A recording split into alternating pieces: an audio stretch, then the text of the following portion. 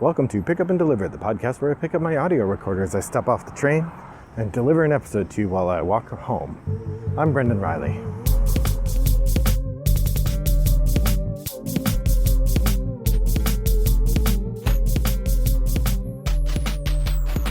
Well, good afternoon, friends. It is a lovely Monday afternoon here in suburban Chicago. I'm on my way home from school, having just had the first meeting of my second of my 2 board game classes. It was a busy week last week, so I did not get 3 shows recorded. I was a little ahead. I think I had 1 in the can or 2 in the can maybe, so I think a couple episodes did come out last week, but I did not get any new ones recorded. So I'm back to recording and posting on the day. But that's okay, that's what this podcast is all about. So I thought today I would talk a little bit about the board game class, tell you a little bit what we're doing in there, and share a bit about what I saw the students playing and what that tells me about the current state of board games. So to begin with, my board game class is part of a through line that my school has for all students. They have to take one class called Big Chicago, one class called It's About Community, and they have a bunch of different subtitles. Mine is Social Objects. And then the third one is a making class that's much smaller. So these are 30-person classes that are meant to be interdisciplinary, so they draw in students from a variety of different fields and explore a topic together. The umbrella under which I've written my class or created my class is called Social Objects. So the idea is it's about things that create community, depend on community, are built around community. But the idea is it's a physical object, a social object. Other teachers who teach this sort of course will teach about clothing or toys or all sorts of different things, musical instruments, but the idea is it's a physical thing. So for me, obviously, the course that I would teach about social objects is board games. So the class is called Tabletop Games and Communities. So in the course of the semester, we're going to be playing and learning about a variety of different games, and then the students will actually be making their own tabletop games toward the end of the term. On the first day, we're just starting to get to know each other, and I talk about what the course is going to be a little bit. We have a little conversation. I have them play a game of Balderdash to get a feel for what is a social game like, or a party game. Then we have a little bit more conversation, do a little sort of administrative stuff. And then for the last 45 minutes of class, I had them play games, but I had them play whatever games they brought.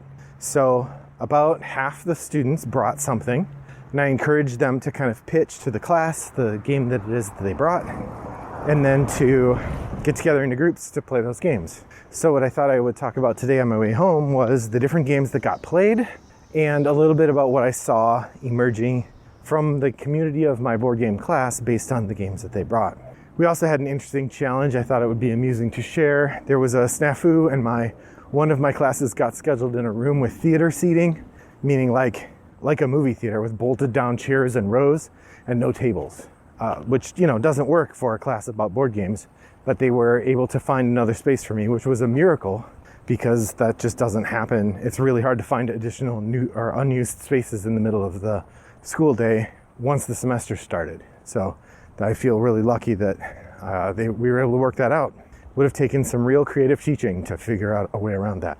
But all right, so here are some of the games that got played in the first week. So one student brought Catan, and so he and 3 other students set up Catan and played a few turns in the 45 minutes they had.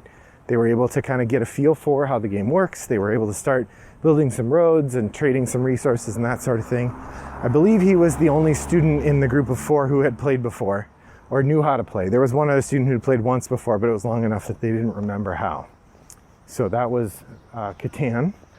There were a couple people who brought decks of cards, but one of the people had brought a deck of cards and particularly wanted to show or teach or play Egyptian Rat Screw, which I believe is a variation on or similar to the game Presidents and A-Holes. I could be wrong about that.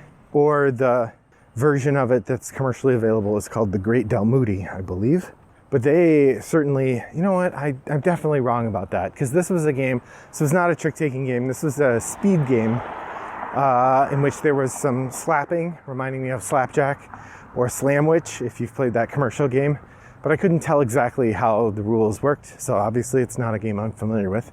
But it seemed like there were a number of students who had played it before, including the student who brought the game, or brought the deck of cards to play. And then several students who joined that group. I think it was a group of like 6 or 7 playing that, who learned the game along with the previous games. It seemed like a game that was pretty easy to teach. One student brought a collection of decks of Magic cards, and 4 students started playing a game of Commander Magic in the 40 minutes that we had. They did not finish, but they all got out their decks and got, these decks that someone brought, and they looked through them and started playing them a bit, which is kind of a fun development.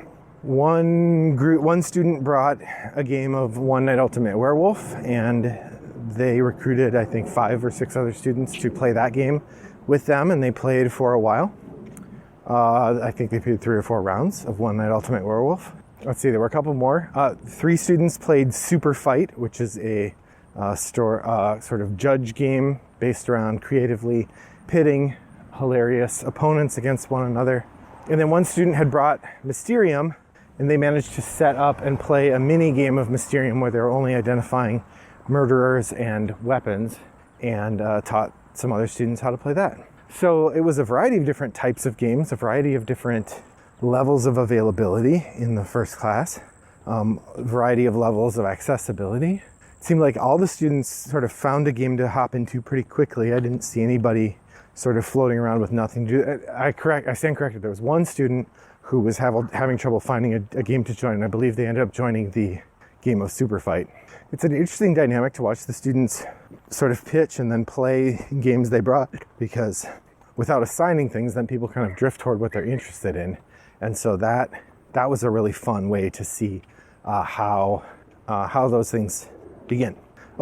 Games that people brought that were not played.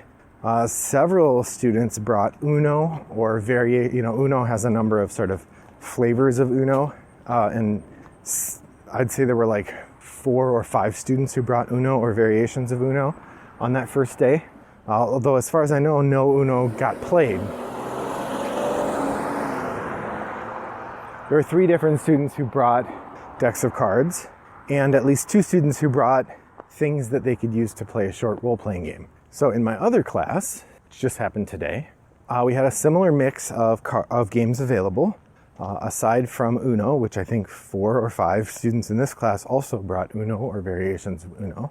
We had Gloom, the delightful game about making your family as miserable as possible before they die, while trying to keep the other people's families from being miserable. Uses those snazzy see-through cards, work out really well. One person did bring D&D. They brought a bunch of dice and the player's handbook, and I don't think they managed to get anybody to play, but they did bring it, which is kind of a fun idea. Another student, when the first student said I brought D&D, another student's like, I have that in my bag too. So, what other games got played? One student brought Secret Hitler, and a group of students played that. Another student brought The Resistance and One Night Werewolf. One Night Werewolf is what they chose to play, and they played it several times. I already mentioned Gloom, that got played. One student brought chess and said that they had been really into chess lately and would hope that someone would play chess with them. And another student did step up and they played chess, which was pretty cool. 2 students joined me for a game of Super Fight, in which we had a number of interesting debates about which warrior would win in the battles between various hilarious warriors. At one point, I believe I had a crazy cat lady throwing burritos at E.T., a flaming, floating E.T., which is a funny setup, I think. So yeah, lots of different kinds of games being played, really interesting outcomes there. So what is there to learn from this? I mean, one thing is that the mainstream game market is still the primary game market. Classic games that are easy to understand and easy to play are something that lots of students, lots of kids today and young adults are still learning to play, but also still really playing a lot. The fact that between the 2 classes, I think I had 10 copies of Uno come to class, suggests that not only is that a game that they know really well and they understand how to play, but also a game that they bring with them to college. So when they're packing up their college stuff, they throw in a set of Uno, which I think is interesting. Uno is one of those games that is, I think, a very high quotient of luck. There is some skill knowing when to lead which color, or when to switch, or I don't know if the goal is just always play every card you can, or if there are times when it's good to hold off playing things. It's been a long time since I've played Uno, but it is interesting to me that that is such an overwhelming thing. The other thing I would say was the dominant trend in students when I ask them what games they play is role-playing games are incredibly popular among the student body at my school.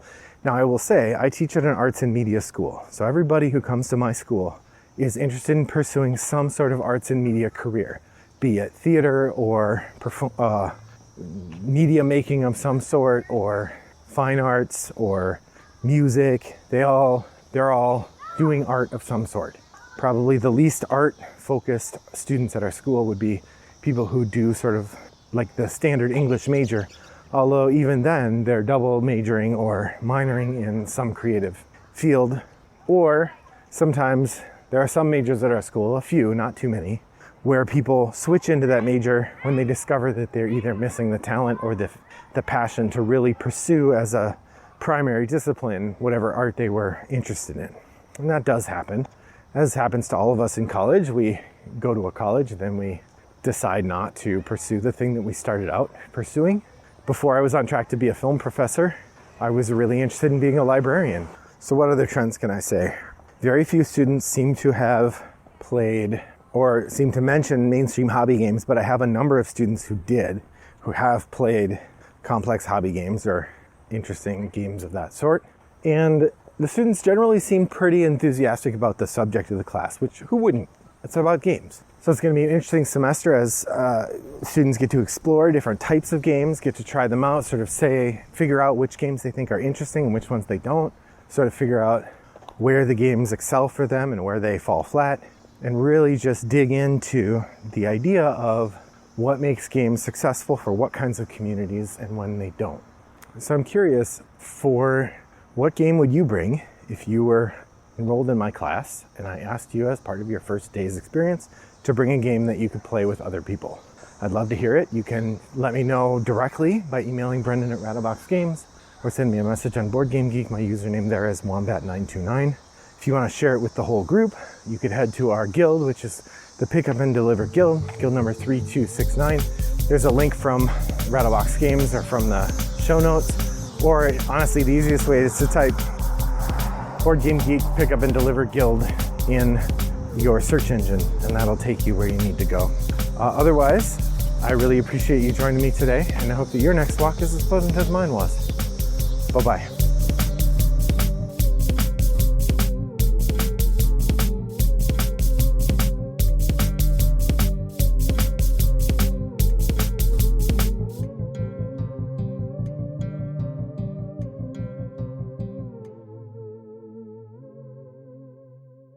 Brought to you by Rattlebox Games.